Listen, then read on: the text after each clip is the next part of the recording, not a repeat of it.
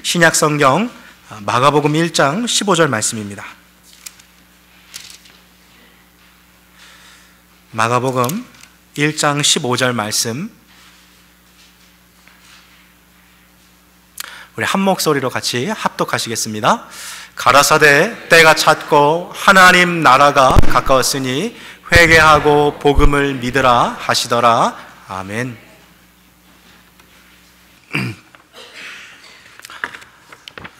지난 한 주 뉴스를 보니까 정말 세계가 지금 코로나 바이러스 때문에 아주 막 발칵 뒤집히고 막 난리가 난 것 같은데요.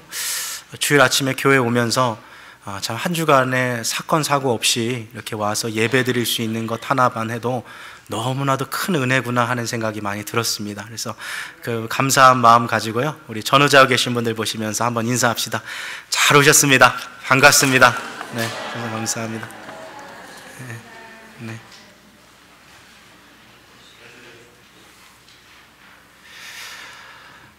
지난주부터 저희가 이제 하나님 나라 시리즈를 시작했고 오늘 두 번째 시간인데요. 다음 주까지 해서 이렇게 3주 아주 짧은 시리즈인데요. 이 시간을 통해서 우리는 이 마가복음에서 나오는 하나님의 나라, 예수님께서 가르치시고자 했던 아주 이 중요한 개념들에 대해서 함께 우리가 좀 살펴보려고 합니다. 많은 그리스도인들이 하나님 나라 하면 죽어서 들어가는 아니면 천당 정도로 이해를 할 때가 많이 있는데요. 그러나 예수님께서 우리에게 주시고자 했던 하나님의 나라는 죽어서 들어가는 것이 아니라 이미 이 땅에 임한 하나님의 나라의 개념이었습니다. 오늘 우리가 이 내용을 조금 더 구체적으로 이제 살펴보려고 합니다.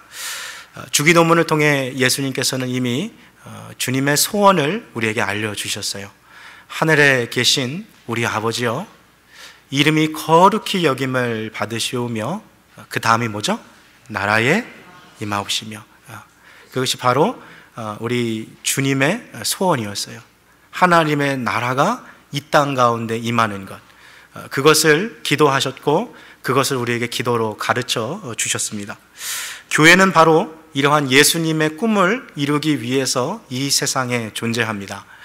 코너스톤 교회의 문을 두드리는 많은 분들이 있을 거예요. 오늘 이 자리에 앉아 계신 우리 성도님 가운데도 다양한 이유와 목적으로 교회를 찾아오셨을 수도 있습니다. 그렇지만 코너스톤 교회가 존재하는 목적, 우리가 함께 달려가고 있는 하나의 그 비전은 바로 이곳이 하나님 나라가 되는 것, 그리고 또 우리가 가는 곳곳마다 우리의 가정과 우리의 일터와 또 우리가 속해 있는 모든 공동체 안에 바로 이 하나님의 나라를 이루어가는 것, 그것을 위해 우리는 존재하고 있습니다. 자, 그렇다면 오늘 설교를 시작하기 전에 먼저 한 가지 중요한 질문을 좀 해결하고 오늘 말씀을 좀 들어갑시다. 하나님 나라의 백성은 어떠한 사람일까요? 누가 하나님 나라의 백성일까요? 교회를 한 10년, 한 20년 정도 다니면 하나님 나라의 백성이라는 이렇게 라이센스를 이렇게 받을 수 있는 걸까요? 그런 것은 아닙니다. 하나님 백성이 되는 길은 오직 한 가지 방법밖에 없는데요. 저를 한번 좀 따라해 주시겠습니까? 예수 그리스도의 통치를 받고 살아가는 자. 다시 한번 해볼까요? 예수 그리스도의 통치를 받고 살아가는 자. 자, 이제 정의는 내려졌으니까요, 이 정의를 가지고 한번 자기의 삶을 한번 돌아봅시다. 나의 삶이 예수 그리스도의 통치를 받고 살아가고 있는가? 만약 그 질문에 대해서 그렇다라고 말할 수 있으면 우리 자신은 하나님 나라의 백성인 것입니다. 그렇지만 아직도 self-centeredness, 자기 중심적으로 이 세상을 살아가고 있고 내 인생의 주인이 나이고 마치 지구 중심으로 태양이 도는 것처럼 생각하고 살아가고 있다면 여전히 그 사람은 하나님 나라의 백성이 아닌 것이죠. 지구를 중심으로 태양이 도는 것이 아니라 태양을 중심으로 지구가 돌아가고 있는 것처럼 내 자신의 중심으로 이 세상이 돌아가고 있는 것이 아니라 하나님 중심으로 이 온 우주가 돌아가고 있다는 것을 깨닫는 것, 그리고 그 하나님의 다스리심을 인정하며 내 삶 가운데 예수 그리스도의 통치를 받고 살아가는 그 사람이 바로 하나님 나라의 백성입니다. 바라고 정말 기도하고 간절히 원하는 것은 여기 앉아 계신 우리 모든 성도님들이 하나님 나라 백성 되시기를 축복합니다. 우리 전후자고 계신 분들 보시면 한 번 더 같이 인사하십시다. 하나님 나라 백성으로 살아갑시다. 한번 같이 인사합시다. 네. 네. 이게 우리의 신앙생활의 주된 목적입니다. 단지 죽어서 가는 하나님 나라, 내 삶이 끝나고 나서 이 세상을 떠나서 들어가는 그 천국으로서의 하나님 나라가 아니라 이 자리 가운데 이미 임하신 하나님의 나라를 위해서 우리는 살아갑니다. 오늘 저와 함께 제 뒤에 나오는 이 화면을 통해서 세 가지의 표를 제가 보여드릴 거예요. 제가 그동안 설교하면서 뒤에 표를 한 번도 사실 사용한 적은 없습니다. 항상 성경 구절을 제가 보여드렸는데 오늘 제가 이야기하는 개념을 100번 설명하는 것보다 한 번 표로 보여드리는 게 오히려 더 클리어하고 아주 이 비주얼하게 들어오겠다 싶어서 제가 표를 드려드리는데요. 먼저 우리는 구약 시대의 이스라엘 백성들이 이해했던 하나님 나라의 모습을 살펴볼 것입니다. 여러분, 이 하나님 나라가 뭐가 그리 중요한가 싶지만 하나님 나라를 내가 어떻게 이해하느냐에 따라서 그 사람의 신앙관이 전혀 달라질 수 있어요. 그래서 오늘 우리는 그 예들을 이게 지금 어떠한 내용들인지를 좀 더 구체적으로 좀 살펴보려 합니다. 먼저 화면을 좀 보여주십시오. 첫 번째로 구약시대 이스라엘 백성들이 이해했던 하나님 나라의 모습이 있습니다. 이것은 이렇습니다. 인류의 역사가 계속해서 흘러오고 있습니다. 이때에 하나님께서 예비하시고 정하신 주님의 날이 이 땅 가운데 임하는 거예요. 많은 선지자들은 이것을 The Day of the Lord, 주의 날이라고 했고요. 혹은 The Day라고도 말했고요. 크고 두려운 날, Dreadful Day, 아주 무서운 날이라도 그랬고요. 신약 성경에 사실 이게 Judgment Day로 되어 있습니다만 구약 성경을 우리가 살펴보면 This age, 바로 이 세대가 지나가고 있는 어느 순간에 주의 날, The Day of the Lord가 이 세상에 오면 이 세상에 이전에 있었던 이 시대는 없어지고 전혀 새로운 시대가 펼쳐질 것이라는 것이 구약 시대의 백성들이 가지고 있었던 하나님 나라의 개념이었어요. 그래서 이사야서 11장을 보면 우리가 주일학교 어렸을 때부터 불렀던 찬양, 사막에 샘이 넘쳐 흐르리라, 기억나십니까?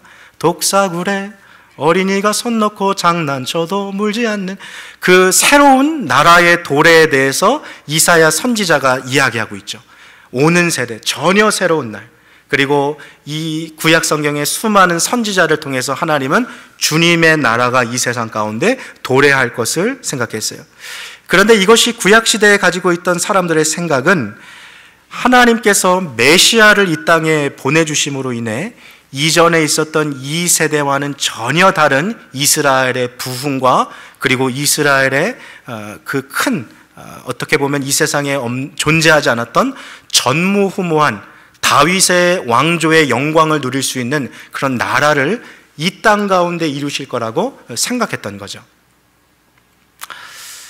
신약 시대에 나오는 예수님의 12 제자는요, 비록 그들의 이름이 신약에 기록되어 있지만 이들은 여전히 구약적인 마인드를 갖고 살아가던 사람들이었습니다.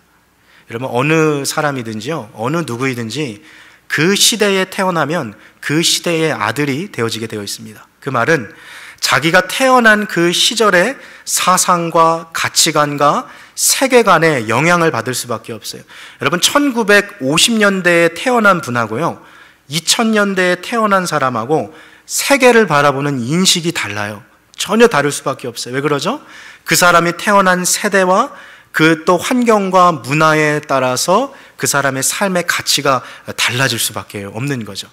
마찬가지로 이스라엘 백성들도요, 가지고 있었던 그 하나님 나라의 이해 개념이 있었고, 이와 마찬가지로 구약 시대에 그 영향을 받아왔던 예수님의 12 제자들도 이러한 하나님 나라에 대한 이해로 예수님을 따라갔던 거죠.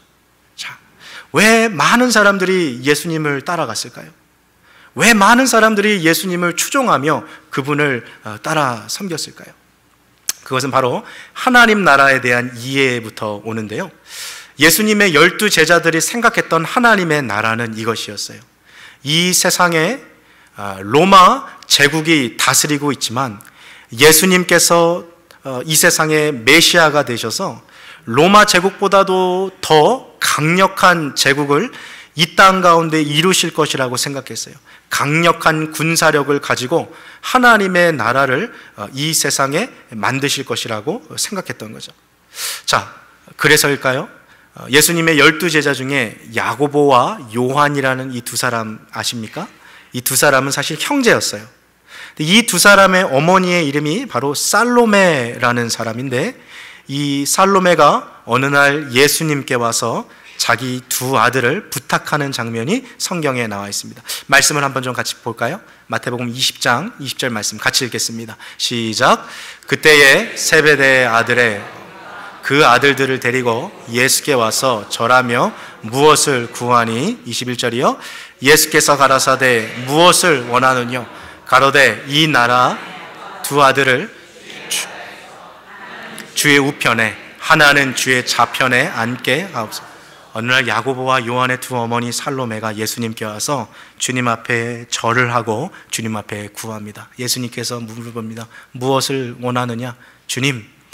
주님께서 이 지상에 로마 제국보다도 더 강대한 제국을 이 세상에 만드실 텐데, 그때 제 한 아들은 주님의 오른편, 제 두 번째 아들은 주님의 이 좌편에 앉게 해주십시오. 그러니까 예수님께서 이 세상의 나라를 만들 때 하나는 적어도 국방부 장관 정도, 또 하나는 좀 국무총리 정도 되는 그 직책을 좀 달라고 이렇게 구했던 거죠. 그러니까 하나님 나라에 대한 이해의 개념이 이스라엘 백성들이 가지고 왔었던 그대로를 가지고 온 거죠. 이 세상의 로마 제국보다도 더 강력한 다윗 왕조가 세웠던 그 강력한 나라를 이 세상에 이룰 것이라고 이해했던 것이 구약시대 사람의 모습들이었어요. 그러니까 이 살로메가 와서, 오늘날로 말하면 야고보와 요한의 어머니가 와서 예수님 앞에 인사청탁을 하는 거죠. 뭐 좀 상상의 나래를 펼치자면 예수님 앞에 올 때 봉투도 좀 이렇게 들고 왔는지도 모르겠어요. 예수님, 제 아들들 좀 잘 봐주십시오. 그랬는지도 모르겠어요. 자, 근데 이 모습을 보았던 나머지 10명의 제자들의 반응은 어땠습니까? 23절, 24절 말씀을 보여주시겠습니까? 같이 읽겠습니다. 시작. 가라사대 너희가 과연 내 잔을 마시려니와 내 좌우편에 앉는 것은 나의 줄 것이 아니라 내 아버지께서 누구를 위하여 예비하셨든지 그들의 24절이요. 10 제자가 듣고 그 두 형제에 대하여 분이 10 제자가 그 두 형제, 지금 예수님 앞에 나와서 인사청탁했던 그 야고보와 요한에 대해서 어떻게 여겼대요?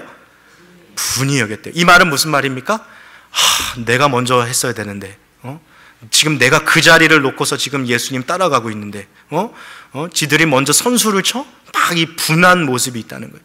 그러니까 이 12명의 제자가 다 예수님을 따라갔던 이유가 뭐예요? 사실은 한 자리 하려고. 예수님께서 이 세상에 왕국을 만드시면 적어도 나는 예수님의 주신 한 장관 역할을 좀 해야 되지 않겠냐. 그러니까 여러분 한번 이 그림을 좀 입체적으로 봅시다. 베드로가 막 싸울 때 어떻게 싸웠겠어요? 야, 그래도 내가 넘버1 아니냐? 내가 수제자 아니냐? 그러니까 예수님이 이 왕이시면 내가 그 바로 아래 그 한 국무총리 역할 정도는 내가 해야지. 그러니까 막 이 요한이 와서 말하는 거죠. 무슨 말이냐? 예수님이 가장 사랑하시는 제자가 나 아니냐?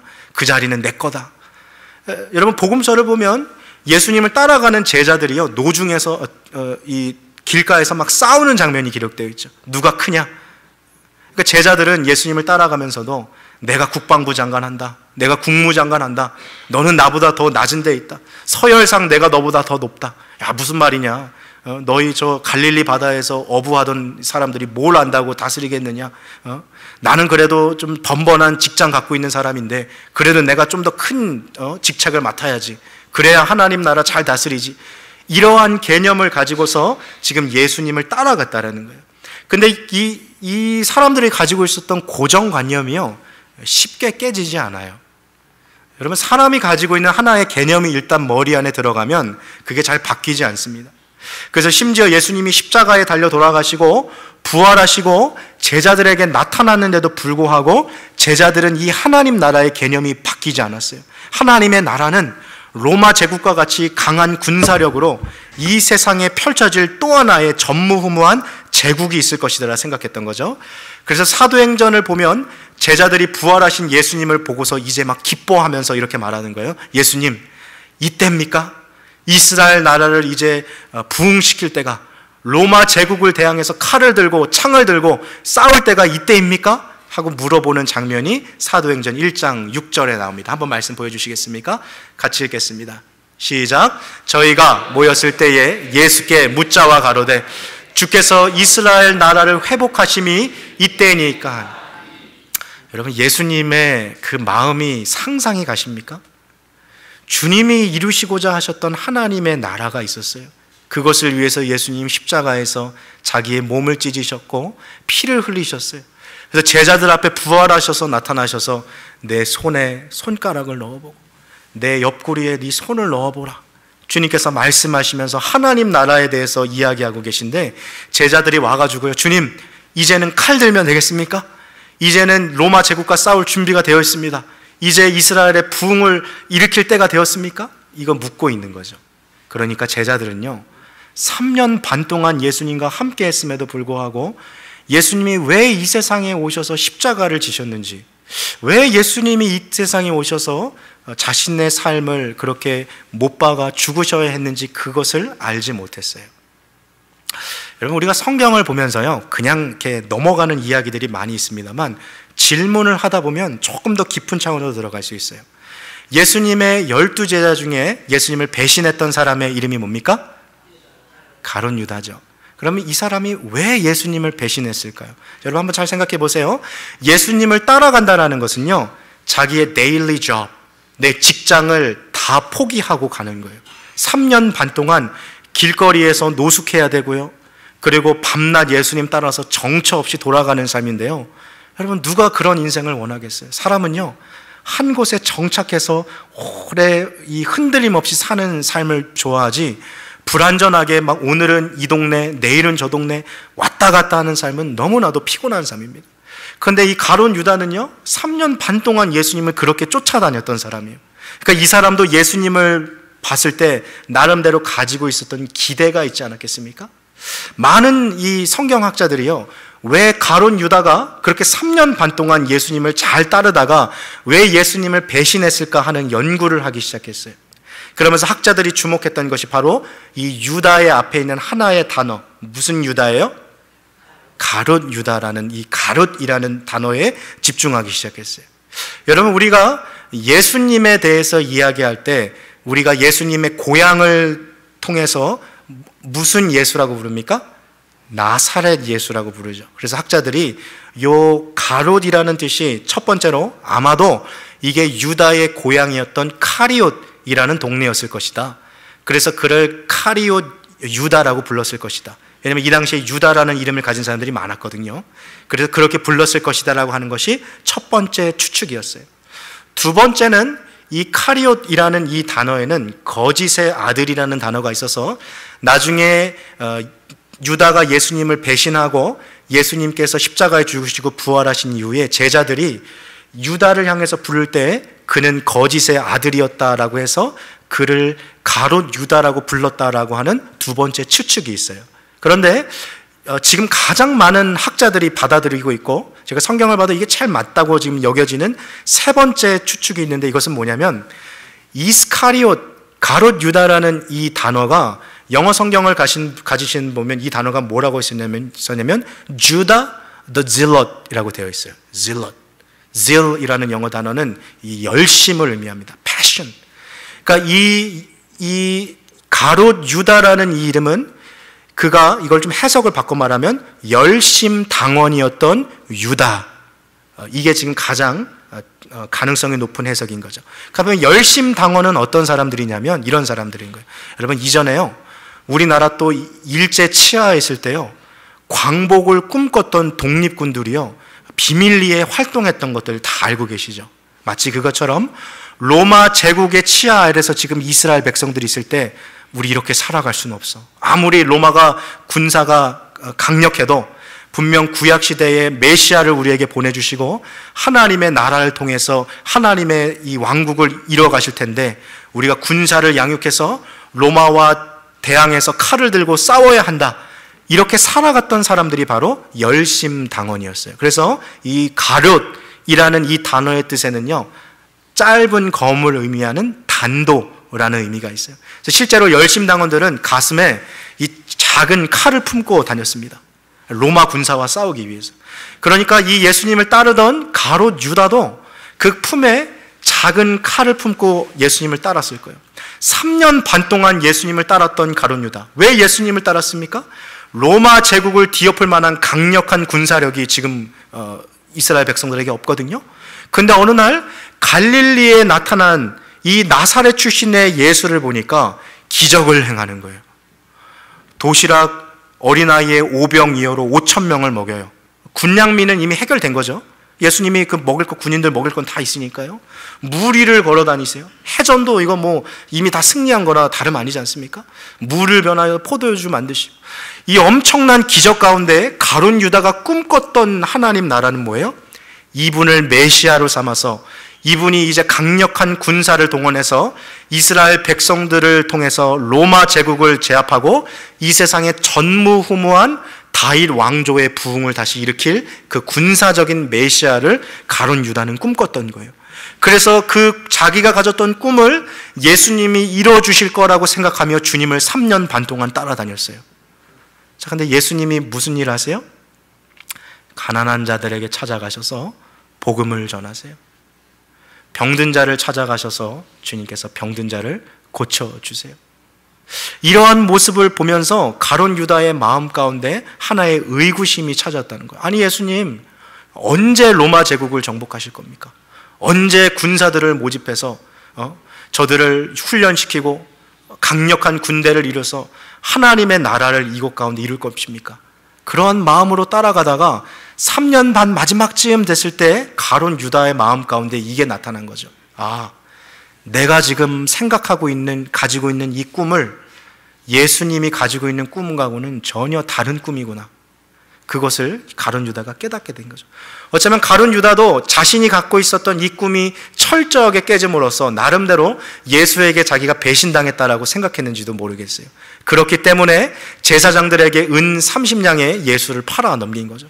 내가 생각했던 메시아, 내가 꿈꿨던 메시아, 강력한 군사력을 이스라엘 가운데 이뤘던 메시아를 꿈꿨는데 예수님이 꿈꿨던 하나님 나라는 자기가 가지고 있었던 것과 달랐던 거죠.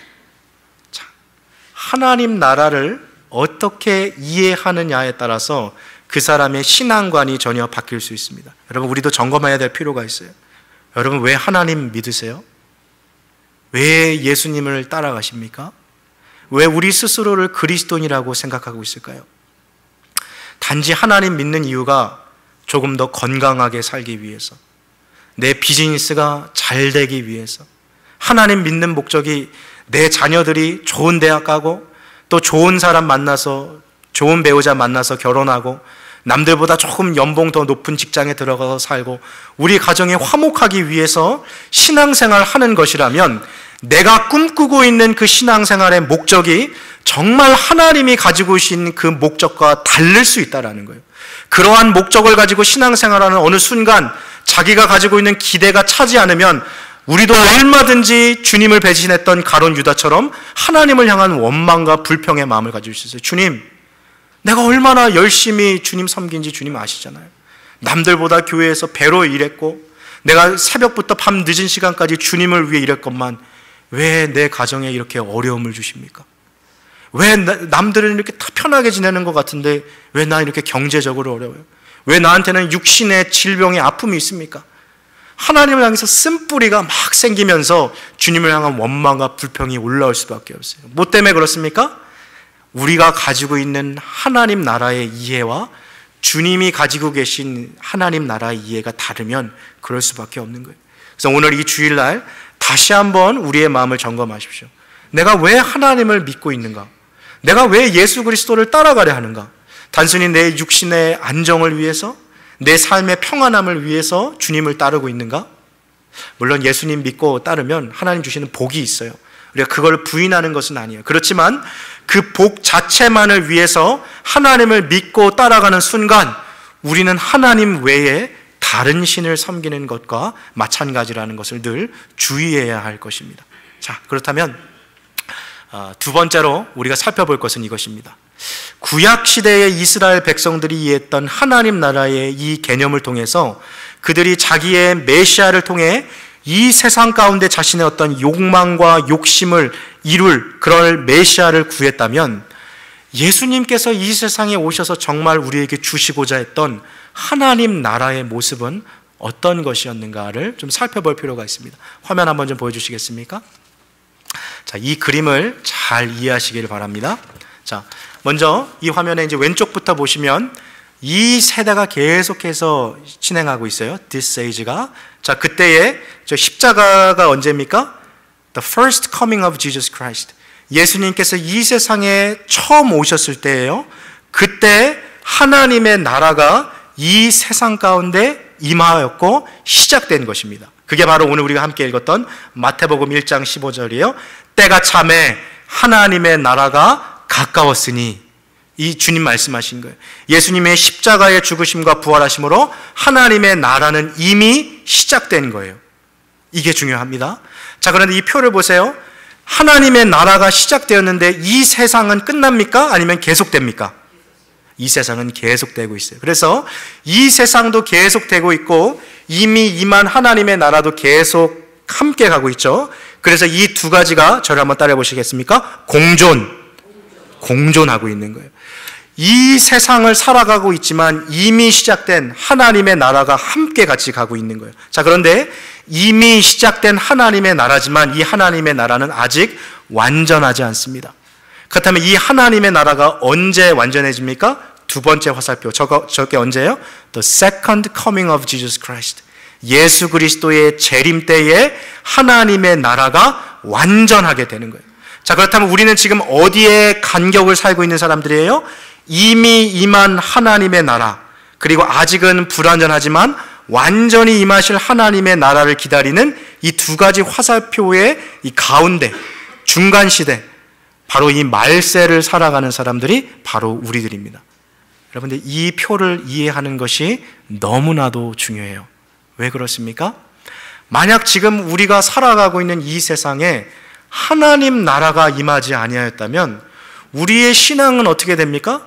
그냥 죽어서 이 세상에 그냥 살아가다가 죽어서 천국 가는 것이 우리의 신앙의 목적일 수 있다는 거예요. 그것을 잘 보여주고 있는 것이 세 번째 그림인데요. 한번 보여주십시오. 많은 사람들이 하나님의 나라를 이렇게 이해해요.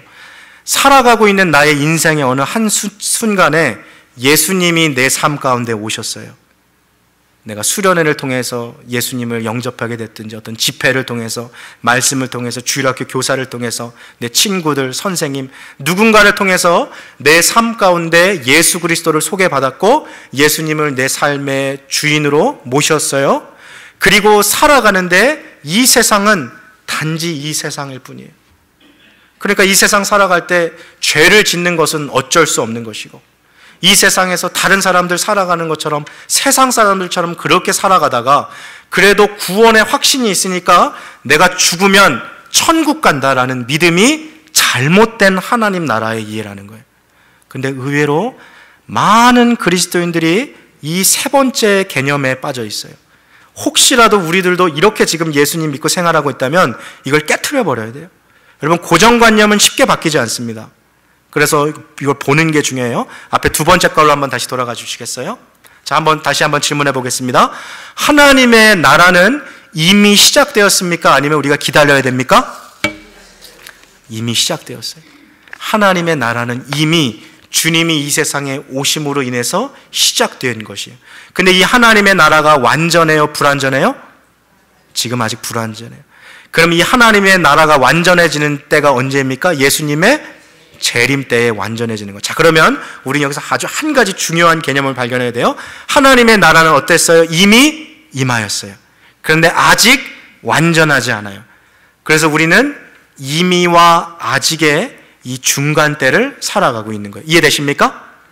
바로 그래서 하나님의 나라가 already here, but not yet. 이 개념이 여기 나오는 거예요. 하나님의 나라가 이미 우리 가운데 임하였지만 그러나 아직 완전히 임하지 않은 하나님의 나라를 우리가 이루면서 살아가는 거예요. 여러분, 우리가 신앙생활하는 목적이요, 바로 여기에 있어요. 여러분, 전도가 뭐 하는 겁니까? 예수님은 12명의 제자들을 파송하시면서 뭐 하라 그러셨어요? 가서 나를 믿으라고 전해라, 이렇게 말씀하셨어요? 아니에요. 성경을 잘 읽어보세요. 예수님께서 12명의 제자를 파송하면서 뭘 전파하라 그러셨어요? 가서 하나님 나라가 시작되었다는 것을 전파하라 그러셨어요. 그렇게 중요한 거예요, 이게. 하나님 나라가 시작됐다는 건 무슨 얘기입니까? 가난한 자들이, 상처 입은 영혼들이, 죄악에 묶여있는 영혼들이 자유함을 얻고 하나님의 백성으로 살아갈 수 있는 새로운 길이 열려있다라는 좋은 소식을 전해주는 것. 복음을 통해서 누구든지 하나님 나라의 백성으로 살아갈 수 있는 The New Age, 새로운 세상이 펼쳐졌다는 것이 바로 전도의 주된 목적이었어요. 바로 그러한 사명을 통해서 우리가 지금도 존재하는 거죠. 그러니까 교회는요, 단순히 이렇게 모여가지고 말씀 듣고 내려가서 밥 먹고 그냥 한 주 동안 세상에서 살아가는 그런 목적이 아니라, 코너스톤 교회가 존재하는 목적이 무엇입니까? 여러분, 우리 교회의 비전이 뭐예요? 말씀으로 예수님의, 아시는 분들 같이 해주세요. 시작. 말씀으로 예수님의 온전한 제자 되어 하나님 나라 세워가는 성령의 공동체. 주일 아침에 오시면 여기 30글자 딱 맨날 적어 놓잖아요, 저희가. 그것 때문에 저희 여기 있는 거예요.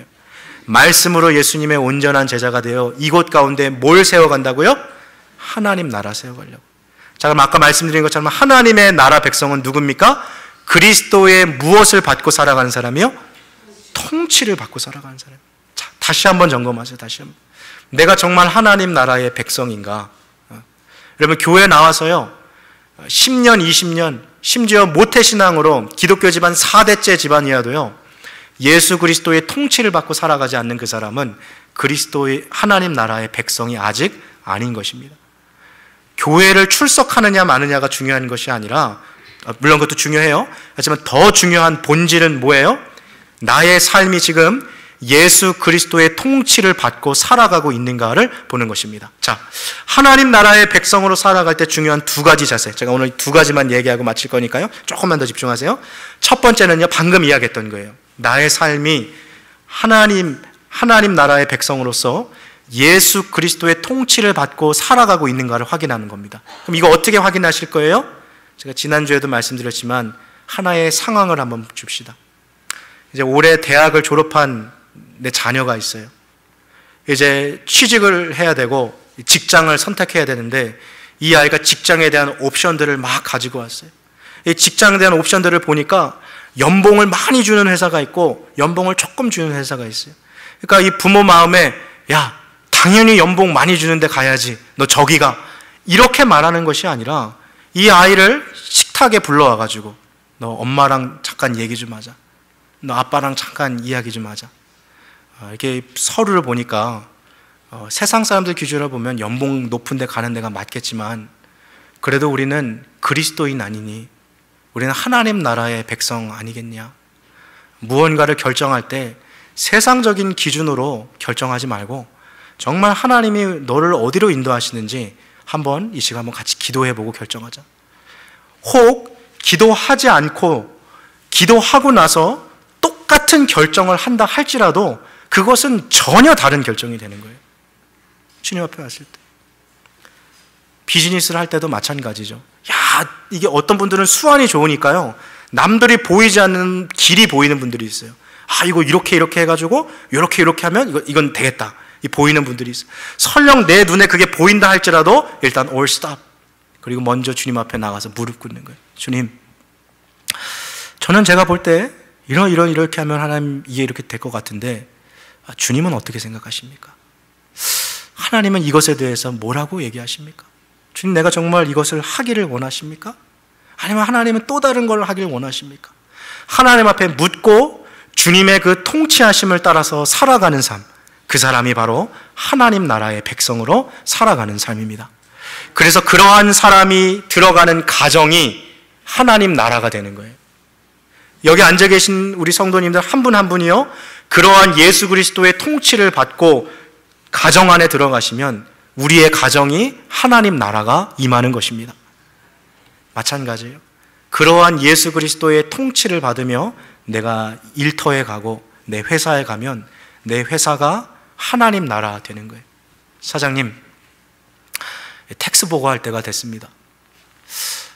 우리 회사 장부를 보니까 이중장부 이렇게 만들고 있는데, 사장님, 나는 예수 믿는 사람입니다.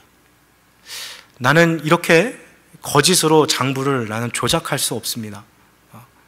내가 믿고 따르는 예수님은 나에게 정직을 요구하셨고 나에게 있어서 바른 길을 제시하셨는데, 내가 이 약간의 이 유익을 위해서 내 양심을 내가 팔 수는 없습니다. 이 사람 왜 이래? 다 그냥 그렇게 하는 거야. 다 그렇게 하는 것이 세상 사람 이치지. 설령 많은 사람들이 그렇게 얘기한다라도 나 스스로는 이 길이 아니라고 말하며 예수 그리스도의 통치를 받고 살아갈 수 있는 삶, 그 사람이 바로 하나님 나라의 백성인 것입니다. 여러분, 이러한 하나님 나라의 백성이 일어나면 사회에 놀라운 변화가 일어날 수밖에 없는 것입니다. 가정에서도 정말 놀라운 변화가 일어날 수밖에 없는 거예요. 2020년도 여러분, 우리 신앙생활 할 때 바로 이 점에 주목하십시오.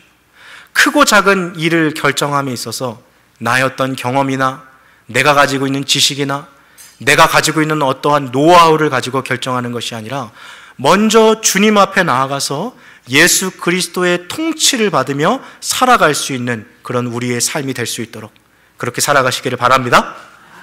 자, 마지막 두 번째는요, 이 주님의 나라에 대한 우리의 자세입니다. 한번 지나온 시간들을 한번 돌아보세요. 살아가면서 정말 평생 잊지 못할 은혜를 입어보신 적 있으십니까? 평생 잊지 못할 은혜 입어보신 적 있으세요? 내 부모에게 받은 은혜일 수도 있겠고요, 아는 지인으로 받은 은혜일 수도 있을 것 같아요. 명절이 돼서 지난주에 이제 가정에 이제 전화를 드렸어요. 이제 어머니가 전화를 받으시더라고요. 그래서 새해 명절이라서 이제 인사를 딱 드리고 아버지 계시면 전화를 좀 바꿔주십시오 그랬더니 아버님이 저희 할아버지 묘에 가신 거예요. 산소에 가신 거예요. 그래가지고 다음날 또 전화했더니 이제 어머님이 받으시면서 하시는 말이, 야, 너희 아빠 어제 할아버지 산소에 혼자 가서 그 앞에서 찬송가 5곡 부르고 왔다더라 그러시는 거예요. 제가 막 상상이 되잖아요. 아버지가 없고 가족도 없고 자식들 지금 다 미국에 와 있거든요. 다. 아버님이 홀로 명절에 성경책 찬송가 하나 들고 할아버지 산소 가가지고 막 찬송가 부르고 혼자 오신 거예요. 그 아버지에 대한 제가 그 마음을 가지고 미국에 있는 저희 형한테 또 전화했어요. 그러면서 저희의 삶을 돌아보면서 제 형과 제가 가졌던 공통의 이 고백이 이거였어요. 그래, 우리가 그래도 이 세상에서 이만큼 살 수 있었던 것, 그래도 지금 이 자리에서 이렇게 살 수 있었던 것은 눈이 오나 비가 오나 늘 새벽에 그 한 자리에서 한결같이 기도해 주셨던 우리 아버지의 기도가 있었기 때문에 그래도 지금 우리 형제가 이렇게 살고 있는 건 아닌가? 라는 그런 얘기를 했어요. 평생 갚지 못할 부모에 대한 기도의 빚진 자의 심정인 거죠. 여러분, 그러한 감격으로 삶을 살아가다 보면요, 마음에 감사가 있어요. 빚진 자로서의 감격이 있어요. 여러분, 혹시 감읍이라는 단어 혹시 들어보셨습니까? 감읍. 제가 지금 주보에다가 하나를 넣어놨는데요. 감읍. 요즘에는 이 단어를 잘 쓰지 않아요. 사장된 단어입니다만 이게 무슨 뜻이냐면 너무 감격스럽고 너무 고마워서 자기도 모르게 눈에서 눈물이 이렇게 똑똑 흘러지는 그런 상태를 감읍이라고 얘기해요. 여러분, 우리가 하나님의 은혜를 생각하면서 정말 우리에게 있어서 이런 감읍의 시간들이 있었던 것이 여러분 언제였습니까? 그냥 교회 다니는 것이 너무나도 당연하고 예수 믿는 것이 너무나도 당연스럽게 여겨지는지 모르겠습니다만 하나님께서 우리를 하나님 나라의 백성으로 불러주시고 주님의 자녀 삼아주셨다는 이거 하나만으로도요, 정말 평생 감격하고 감사하여서 주님을 예배할 수밖에 없는 감읍의 은혜라는 사실을 꼭 기억하시기를 바랍니다. 말씀을 맺겠습니다. 사랑하는 성도 여러분, 하나님의 나라는 이미 시작했습니다. 그것은 죽어서 들어가는 천국이 아니라 이미 이곳에 임한 하나님의 나라입니다. 여러분들이 예수 그리스도의 통치를 받고 살아간다면 여러분이 가는 곳곳마다 하나님의 나라가 임하게 될 것입니다. 바라고 또 축복하기는 여러분이 속하여 있는 가정, 여러분이 속하여 있는 일터, 그리고 우리가 함께 모여있는 이 코너스톤 교회가 하나님의 나라 되시기를 주님의 이름으로 축원합니다. 함께 같이 기도하시겠습니다.